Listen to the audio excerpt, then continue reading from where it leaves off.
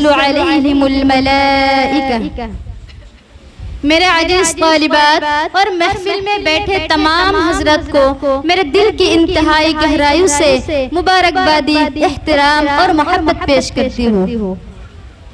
جنہیں میں ڈھونڈتا تھا آسمانوں میں زمینوں میں، جنہیں میں ڈھونڈتا تھا آسمانوں میں زمینوں میں، وہ نکلے میرے ظلمت خانہ ہی دل کے مکینوں میں، وہ نکلے میرے ظلمت خانہ ہی دل کے مکینوں میں۔ یوم آزادی 15 اگست کو کہا جاتا ہے کہ جس دن ہندوستان کو آزادی ملی، یہ ہماری خوش قسمتی ہے کہ ہم اپنے ملک میں یوم آزادی منا رہے ہیں۔ آزادی ایک بڑی نعمت ہے، اس کی اہمیت کا صحیح اندازہ انہی کو ہو سکتا ہے جو کبھی غلام رہ چکے ہو یا آزادی کی زندگی کھو چکے ہو۔ میرے عزیز طالبات، آج ہندوستان کے اسکول اور کالجوں میں غیر معمولی دھوم دھام کر کے آزادی کا جشن منایا جاتا ہے اور آزادی کی کہانی سنائی جاتی ہے، لیکن ایسے وقت میں ہمیں بھی ایک طرف اپنے اکابرین کی قربانیاں یاد آ جاتی ہے اور ان کے لیے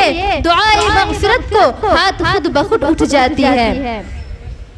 میرے عزیز طالبات، آج ہندوستان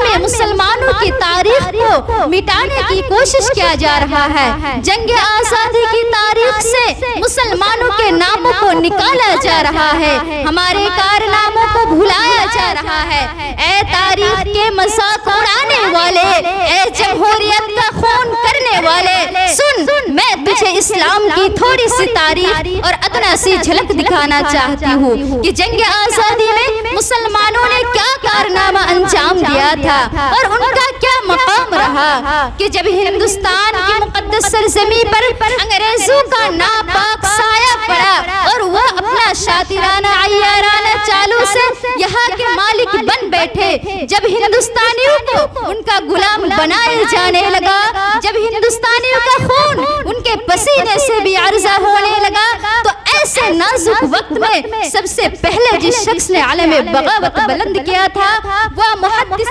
کبیر، امام جلیل، رئیس الاولیاء، فخر چمن، نازش وطن، حضرت شاہ ولی اللہ محدث دہلوی ہے۔ یہی وہ مرد مجاہد درویش خدا ہے جس نے وقت سے پہلے مسلمانوں کے نصب العین کا اعلان کیا تھا۔ یہی حضرت شاہ عبدالعزیز کی ذات تھی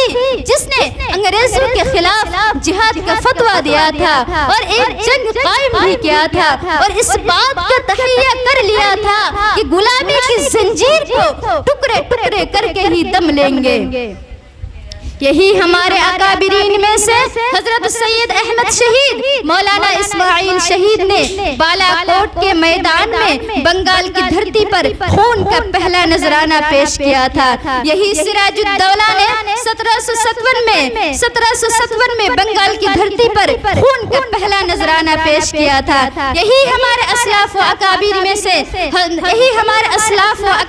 سے حضرت سلطان ٹیپو شہیدی کی ذات تھی جس نے یہ کہہ کر کہ گیدڑ کی 100 برس کی زندگی سے شیر کی ایک دن کی زندگی بہتر ہے، گیدڑ کی 100 برس کی زندگی سے شیر کی ایک دن کی زندگی بہتر ہے، لوگوں کی رگے مردے میں آزادی کی پر کے لہریں اڑا دی تھی اور خود بھی انگریزوں کے خلاف لڑتے رہے، یہاں تک کہ میسور کی دھرتی پر خون کا آخری قطرہ بھی آزادی کی خاطر بہا کر شہید ہو گئے۔ اے ہندوستان کے مسلمانوں پر ظلم کرنے والے، دل سے ایسی آہ نکلتی ہے کہ اگر ہمارے اسلاف و اکابر کو اس بات کا تصور بھی ہوتا تو خدا کی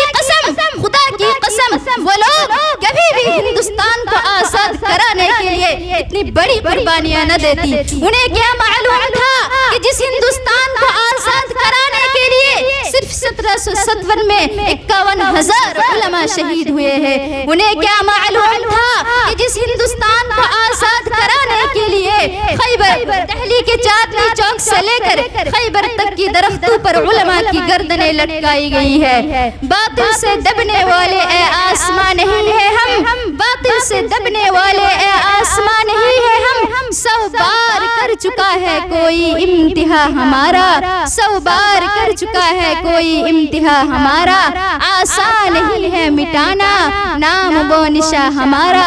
آسان نہیں ہے مٹانا نام وہ نشا ہمارا۔ وآخر دعوانا ان الحمد للہ رب العالمین۔